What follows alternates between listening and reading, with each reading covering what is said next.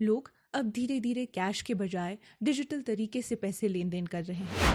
صرف 2023 سے 24 کے دوران تقریباً 3.74 لاکھ کروڑ روپے کا ڈیجیٹل ٹرانزیکشن ہوا۔ جموں اور کشمیر کے تمام 20 ضلع اب ڈیجیٹل طور پر انیبلڈ ہیں۔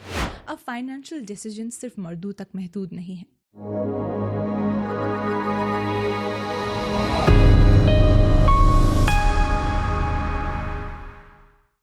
یہ کشمیر رپورٹ ہے۔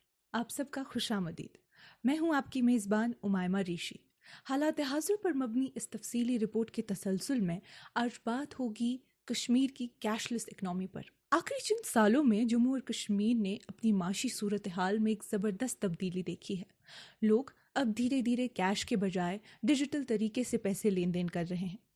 اس بدلتی ہوئی سوچ کی وجہ سے نہ صرف معیشت آسان ہوئی بلکہ ان لوگوں کو بھی بینکنگ اور مالی سہولیت مل رہی ہے جو پہلے سسٹم سے باہر تھے۔ حکومت، بینکس اور ٹیکنالوجی کمپنیز مل کر ایسے ٹول اور ایپس فراہم کر رہے ہیں جن کے ذریعے لوگ گھر بیٹھے بینکنگ کر سکتے ہیں۔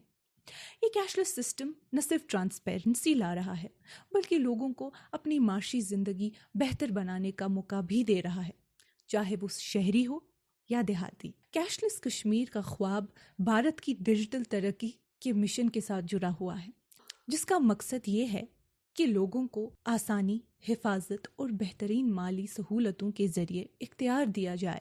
دور دراز کے گاؤں ہوں یا شہروں کے بازار، digital payment apps, mobile banking اور سرکاری پروگرامز جیسے پردھان منتری جن دھن یوجنا نے لوگوں تک بینکنگ کی سہولت پہنچانا شروع کر دیا ہے۔ یہ صرف ٹیکنالوجی کی ترقی نہیں بلکہ ایک نیا دور ہے جہاں زیادہ شفافیت، ذمہ داری اور ہر شخص، خاص کر غریب اور بینک سے دور لوگ، معاشی نظام کا حصہ بن رہے ہیں۔ جب سے فائنینشیل سیکٹر نے ٹرانزیکشن کے لیے کئی ڈیجیٹل ایپس کا استعمال شروع کیا ہے اور سرکار بھی پیسے ٹرانسفر کرنے کے لیے ڈیجیٹل راستوں کو ترجیح دیتی ہے، جموں اور کشمیر کیش لیس اکنامی کا ایک بہترین مثال بن گیا ہے۔ ڈیجیٹل سسٹمز کے ذریعے ہونے والی ٹرانزیکشنز کی تعداد بہت ہی زیادہ ہے۔ صرف 2023 سے 24 کے دوران تقریباً 3.74 لاکھ کروڑ روپے کا ڈیجیٹل ٹرانزیکشن ہوا۔ اب پرانے زمانے کے کیش لین دین کے طریقے دھیرے دھیرے ڈیجیٹل کامرس کے نئے طریقے میں بدل رہے ہیں۔ کشمیر میں اب دکاندار آسانی سے ڈیجیٹل پیمنٹ کا آپشن دیتے ہیں، جس سے لوگوں کا شاپنگ کا تجربہ اور بہتر ہو گیا ہے۔ اب پبلک بسز، چھوٹی دکانیں اور سومو ڈرائیورز بھی چھوٹی رانچی جیسے صرف 10 روپے بھی ڈیجیٹل ایپس کے ذریعے لیتے ہیں۔ یہاں تک کہ ماں باپ اپنے بچوں کو پاکٹ منی بھی ڈیجیٹل والیٹ میں بیچتے ہیں۔ لال چوک سری نگر میں مونگ پھلی بیچنے والے یا رستے میں جوتے پالش کرنے والے لوگ بھی اب ڈیجیٹل پیسے لینا سیکھ گئے ہیں۔ یہ بدلاؤ ہر کونے تک پہنچ گیا ہے۔ اب تو فٹ پاتھ پہ چھوٹی چیزیں بیچنے والے اور کچھ بھیک مانگنے والے بھی ڈیجیٹل ایپ سے پیسے لیتے ہیں۔ اس سے اکنامک سسٹم میں ایک بڑا بدلاؤ آیا ہے۔ کیش کا استعمال کم ہو گیا ہے اور لوگ بینک جانے کے بجائے فون ایپس کا زیادہ استعمال کرتے ہیں۔ ہر شخص کے پاس کوئی نہ کوئی پیمنٹ ایپ ہوتی ہے جس کے ذریعے وہ آسانی سے پیسے بھیج اور لے سکتا ہے، چاہے دوستی میں ہو یا دکانداری میں۔ آج کل ہر کسی کے پاس اسمارٹ فون ہے اور لوگ UPI ایپس جیسے فون پے، گوگل پے، پے ٹی ایم یا ڈیجی پے کا استعمال کرتے ہیں۔ یہ ایپس سیف ہیں اور سرکار نے بھی کئی سیکیورٹی میجرز لگائے ہیں تاکہ لوگوں کا ڈیٹا اور پیسہ سیکیور رہے۔ جموں اور کشمیر کے تمام 20 ضلع اب ڈیجیٹل طور پر انیبلڈ ہیں۔ 31 مارچ 2024 تک سیونگ اور بزنس اکاؤنٹس ملا کر ڈیجیٹل کوریج تقریباً 99% تک پہنچ چکی ہے۔ فائنینشیل انکلوژن یعنی ہر شخص تک فائنینشیل سروسز پہنچانا سرکار کا ایک بڑا مقصد رہا ہے۔ PMJDY پردھان منتری جن دھن یوجنا نے ان لوگوں کو بینکنگ سسٹم سے جوڑا جو پہلے بینک اکاؤنٹس نہیں رکھتے تھے۔ اب ان لوگوں کے پاس سیونگ اکاؤنٹس ہیں، ڈیبٹ کارڈز ہیں اور کچھ کو انشورنس اور اوور ڈرافٹ فیسلٹی بھی ملتی ہے۔ صرف جموں اور کشمیر میں اب لگ بھگ 26 لاکھ جن دھن اکاؤنٹس ہیں، جس میں 1892 کروڑ روپے کا ڈپازٹ ہے۔ ان میں سے کچھ لوگوں کے اکاؤنٹس میں زیرو بیلنس ہے، لیکن بہت سے لوگوں کو روپے کارڈز اور انشورنس کا فائدہ بھی ملا ہے۔ یہ صرف ایک چھوٹی سی جھلک ہے اس ڈیجیٹل بدلاؤ کی جو جموں اور کشمیر میں ہو رہا ہے۔ جن دھن یوجنا کے ذریعے سرکار نے ڈائریکٹ بینیفٹ ٹرانسفر یعنی DBT کا سسٹم بھی مضبوط بنایا ہے۔ اب سرکاری مدد جیسے پینشن، اسٹائپنڈ یا راشن سبسڈی سیدھا لوگوں کے بینک اکاؤنٹ میں جاتی ہے۔ बीच में कोई आदमी या करप्शन का डर नहीं रहता। ये सिस्टम खास तौर पर उन लोगों के लिए फ़ायदेमंद है जो पहले फाइनेंशियल सिस्टम से दूर थे। डीबीटी का मतलब है कि सरकार किसी भी मदद या मुआवजा को डायरेक्टली लोगों के अकाउंट में भेजती है। पहले लोगों को ऑफिसेज के चक्कर लगाने पड़ते थे, लेकिन अब सिर्फ एक एसएमएस के जरिए उन्हें पता चल जाता है कि पैसा उनके अकाउंट में आ गया है। जम्मू और कश्मीर में डीबीटी काफ़ी इफेक्टिव साबित हुआ है। सरकारी मदद जैसे स्कॉलरशिप्स, पेंशन और अदर स्कीम्स के पैसे आसानी से लोगों तक पहुंचते हैं। इससे लोगों का सरकारी इदारों पर भरोसा भी बढ़ गया है। डिजिटल पेमेंट सिस्टम ने वुमेन एम्पावरमेंट में भी बड़ा किरदार अदा किया है। बहुत सी औरतें अब खुद अपने अकाउंट्स को मैनेज करती हैं, पैसे भेजना और लेना जानती हैं और घर बैठे ऑनलाइन शॉपिंग भी करती हैं। अब फाइनेंशियल डिसीजन सिर्फ मर्दों तक महदूद नहीं है। आंगनबाड़ी वर्कर्स और सेल्फ हेल्प ग्रुप्स भी डिजिटल फाइनेंस को यूज़ करते हैं। ये लोग ट्रेनिंग प्रोग्राम्स के ज़रिए डिजिटल टूल्स का इस्तेमाल सीख चुकी हैं। अब वो छोटी बिजनेसेस चला रही हैं, जैसे सिलाई, खादी प्रोडक्ट्स या लोकल हैंडीक्राफ्ट्स, और पेमेंट भी डिजिटल लेती हैं। इसके साथ डिजिटल लिटरेसी भी आई, यानी लोगों का डिजिटल सिस्टम समझना और उसका सही इस्तेमाल करना में भी काफ़ी सुधार आया है। सरकार ने अवेयरनेस कैंपेन्स और ट्रेनिंग प्रोग्राम्स के ज़रिए लोगों को सिखाया कि कैसे फ़ोन से पैसे ट्रांसफ़र करते हैं, कैसे क्यूआर कोड स्कैन करते हैं और कैसे अपना पिन सेफ रखते हैं। एक और अहम चीज़ ये है कि सरकारी ऑफिसेज और स्कूल्स में भी अब डिजिटल पेमेंट एक्सेप्ट किया जाता है। फ़ीस, चालान्स और कई कामों के लिए अब क्यू में लगने की ज़रूरत नहीं, सब कुछ फ़ोन या कंप्यूटर के ज़रिए हो जाता है। जम्मू और कश्मीर में डिजिटल इंफ्रास्ट्रक्चर भी काफ़ी बेहतर हुआ है। दूर दराज इलाकों में भी मोबाइल टावर्स लगाए गए हैं और इंटरनेट कनेक्टिविटी भी बढ़ाई गई है।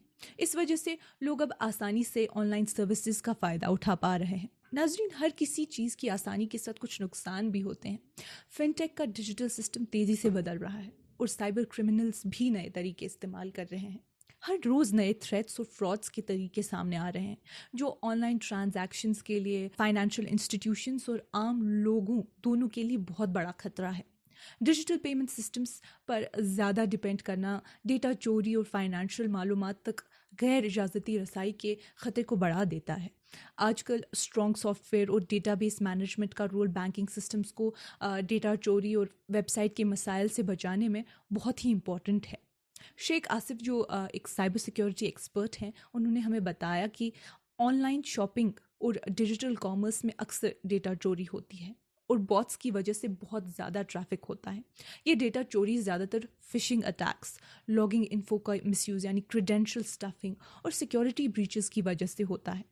जब फ्रॉड करने वाले लोग डिजिटल वॉलेट की चुराई गई इन्फो हासिल कर लेते हैं तो यूज़र्स बहुत आसानी से नुकसान उठा सकते हैं और उनके पास अक्सर कोई बेहतर तरीका नहीं होता अपने आप को बचाने का। रीजनल बैंक्स की बात करें तो खुसूसन रीजनल बैंक्स को नए टेक्नोलॉजी अडॉप्ट करने में मुश्किलात का सामना होता है, क्योंकि उनके पास नेशनल बैंक्स के मुकाबले में ज़्यादा रिसोर्सेज नहीं होते। ये कमियां छोटी बैंक्स को एडवांस सर्विसेज देने और अच्छी तरह कम्पीट करने से रोक देती हैं, जो कस्टमर सर्विस को भी अफेक्ट करती है।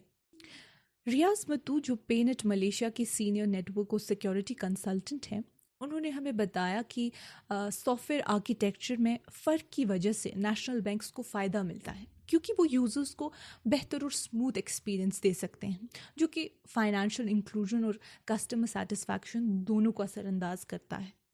जम्मू और कश्मीर में लगभग 2/3 बैंकिंग जम्मू और कश्मीर बैंक के ज़रिए होती है। ये बात डिपॉजिट्स के लिए भी सही है और लोन्स के लिए भी। सालों के दौरान बैंक को डिजिटल ट्रांजैक्शन के निज़ाम को संभालने में काफ़ी मुश्किलात का सामना करना पड़ा, जिसकी वजह से आखिरकार फिनाकिल 7 से अपग्रेड करके फिनाकिल 10 पर शिफ्ट होना पड़ा। लेकिन अब भी यूपीआई सिस्टम का कभी काम करना और कभी ना करना एक बड़ा मसला बना हुआ है, जो लोगों के रोज़मर्रा की माली मामलात में रुकावट पैदा करता है। हालांकि बैंक्स डेटा को सिक्योरली मैनेज करने के लिए ज़्यादा पैसे इन्वेस्ट कर रहे हैं, लेकिन अकाउंट्स के बाहर के ऐप्स के साथ लिंक्ड होना इन्हें कमज़ोर बनाता है। हर साल रिपोर्ट्स आती हैं कि लाखों लोगों का आधार डेटा डार्क वेब पर फ़रोख्त के लिए मिलता है। इसके बावजूद बैंक्स और दूसरे इदारे अकाउंट्स के साथ आधार लिंक करने पर जोर देते हैं, जबकि सुप्रीम कोर्ट ने इसे लाजमी नहीं बनाया है। अब डिजिटल ट्रांजैक्शंस के साथ प्लास्टिक मनी डिक्लाइन देखने को मिल रहा है। डिजिटल पेमेंट्स के बढ़ने से कार्ड ट्रांजैक्शन का तरीका काफ़ी बदल गया है। جس کا اثر یہ ہوا ہے کہ اب ATMs اور کیش ریسائکلر مشینز کی تعداد کم ہوتی جا رہی ہے کیونکہ بینکس اب ڈیجیٹل چینلز پر زیادہ توجہ دے رہے ہیں۔ ایکسپرٹس کا کہنا ہے کہ یہ ٹرینڈ آگے بھی جاری رہ سکتا ہے کیونکہ بینکس اور ATM چلانے والے لوگوں کو سیکیورٹی بڑھانے کے لیے software equipment upgrade کرنا پڑتا ہے جو مہنگا ثابت ہوتا ہے۔ جموں اور کشمیر میں فی الحال 2682 ATMs کام کر رہے ہیں، جن میں سے 959 پبلک سیکٹر بینکس کے ہیں اور 1705 پرائیویٹ سیکٹر بینکس کے، مگر یہاں ڈیبٹ کارڈ کا use point of sale POS terminals پر کافی کم ہو گیا ہے۔ 2022 سے 23 میں 21.7 ملین ٹرانزیکشن ہوئے تھے، جبکہ 2023 سے 24 میں یہ گھٹ کر 17.3 ملین رہ گئے۔ ٹرانزیکشن ویلیو بھی کم ہو کر 4,912 کروڑ سے 4,079 کروڑ تک آ گئی ہے۔ ڈیجیٹل ٹرانزیشن کا ایک اور فائدہ یہ ہے کہ لوگ اب فائنینشیل فراڈز کو پہچان پاتے ہیں۔ ٹریننگ پروگرامز اور اویئرنیس ڈرائیو سے لوگوں کو یہ سمجھ آ گیا ہے کہ اپنا OTP کسی سے شیئر نہیں کرنا ہے، اور اگر کسی بھی فراڈ کا شک ہو تو ترنت رپورٹ کرنا ہے۔ اس پورے پروسیس نے ایک انکلوسیو فائنینشیل سسٹم تیار کیا ہے جس میں ہر کوئی، چاہے وہ اربن ہو یا رورل، ایجوکیٹڈ ہو یا الٹریٹ، سسٹم کا حصہ بن گیا ہے۔ ویمن، یوتھ، اولڈ ایج، سب لوگ ڈیجیٹل دنیا کا حصہ بن رہے ہیں۔ یہ کہا جا سکتا ہے کہ جموں اور کشمیر میں ڈیجیٹل پیمنٹس اور فائنینشیل انکلوژن صرف ایک اکنامک ریفارم نہیں بلکہ ایک سوشل موومنٹ بن گیا ہے۔ کیش لیس کشمیر کے اس سفر نے لوگوں کے جینے کے طریقے کو بدل دیا ہے، مقامی معاشرت کو بے حد مضبوط کیا ہے، اور آنے والے دنوں میں اس بہتری کے اور زیادہ اثرات دیکھنے کو ملیں گے۔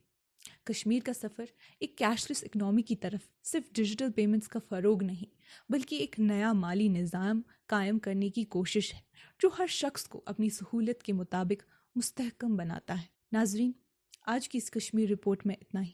باقی معلومات کے لیے بنے رہیے کشمیر لائف کے ساتھ۔